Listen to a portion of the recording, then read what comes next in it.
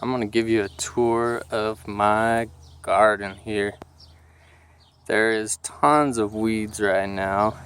We tilled the ground where you mix it all up with the machine, and you're supposed to do it 3 times to kill all the grass and weed seeds because they stay in the dirt, but I only did it once. I'm learning lots of stuff that I would do again. So let's see here. This first 3 rows are all cabbage, and I dug a little trench here because the water comes from that back corner over there. I dug that trench to help get, you can't really see it, but it's there, to help get the water to flow because it wasn't flowing properly to this first row right here. Now it gets plenty of water. Worked good. So yep, 3 rows of cabbage. We've got regular, actually no, this is dinosaur kale. And I mean, look at this. It is growing so big. It's getting huge. Can't wait to eat some of that kale. And then we've got this purple kale. Stupid vines. I'm taking a video. Doing the tour. Purple kale. And then we've got, this is actually broccoli, believe it or not. Doesn't look like it yet, but it will be. And then we've got cauliflower, which we've had some stuff munching on it. And then right here, oh shoot, you're not gonna be able to see this. It's an itty bitty pepper plant. I've got a row of jalapenos. They just haven't grown very big. None of my peppers have, but I love peppers. We've got Anaheims.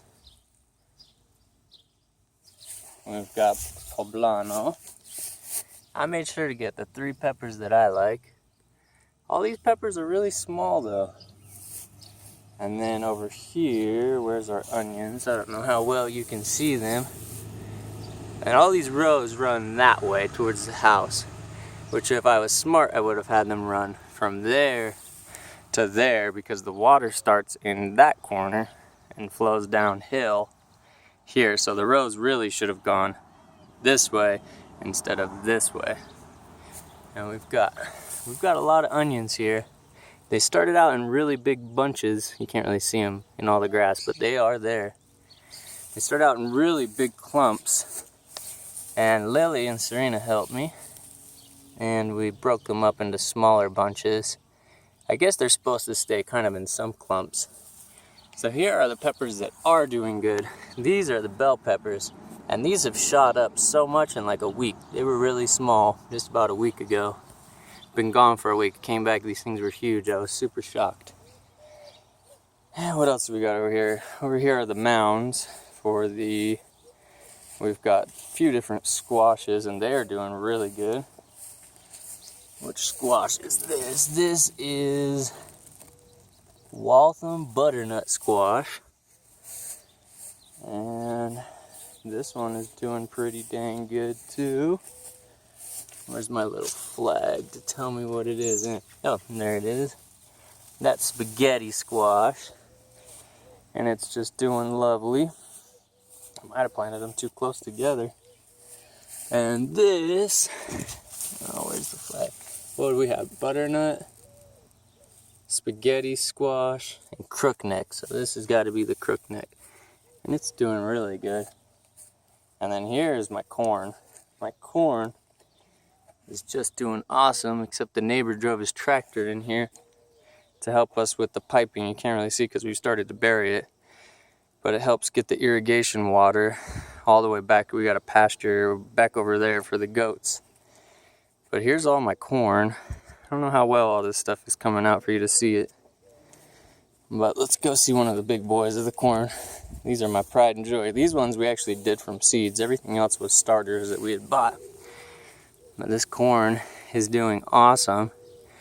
It sucks about the grass and the weeds because I've pulled them so many times, but they're just deep in the dirt. They're going to keep coming back. We really should have tilled several times because they help steal the water and nutrients from all of these.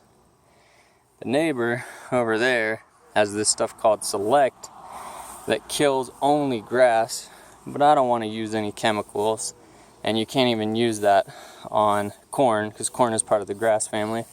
Here's some more bell peppers right here. You can see their little flowers, they're starting to bud. We've got quite a few different kinds of bell peppers, and we've got like 22 tomato plants. You can see all the cages here. We've got tomatillos, and they're all different too. There might be like 3 of the same, but for the most part they're all different. Here's one random ass bell pepper plant right in the middle of the tomatoes. But you can actually see we're getting some tomatoes finally. These have been growing really fast too, thankfully, you know. But we've got so many. We've got sun spear, we've got grape tomatoes, we've got beefsteak. There's one that's called like girl tomatoes or something like that. I don't remember. My mom and my stepdad love tomatoes, so they said to make sure to get a lot. You can see some cherries down in here from the tree over here.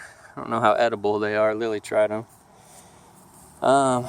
Yeah, we've even got potatoes over here that I didn't have to plant. Let's see if I can find them. I'm scared to step on them because they grow underground, and they've been here for a few years. I guess they weren't picked because when we came to visit, they showed us how they grow.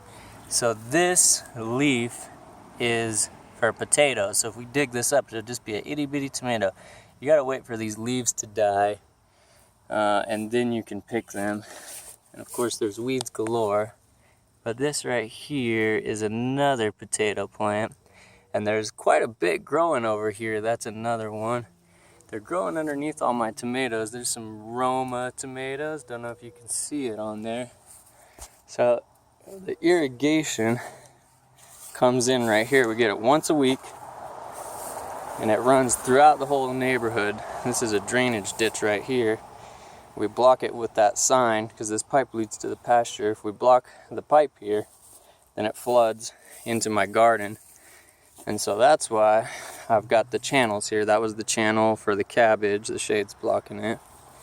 And then I just dug this channel about a week ago because there's some high spots in the corn. That's another thing I would have done, is leveled the ground better first so that the water drained through all of it, because in the high spots, water doesn't go uphill. Gravity's always fighting against it. But dug this channel all the way down over here, and then cut over, there's one of the tsitsis, cut right over into the corn.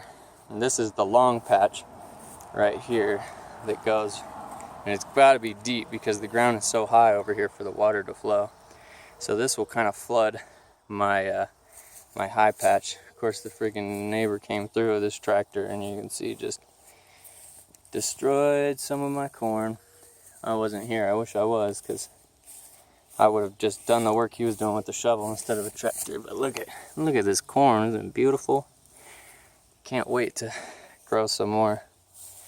And on your guys' property, it's not too late to grow a lot of things that grow underground. So garlic and potatoes, and carrots and onions, which are all the things I love, those can grow much later into the season because the ground will keep it warm even as the temperature starts to drop. So this is my patch here.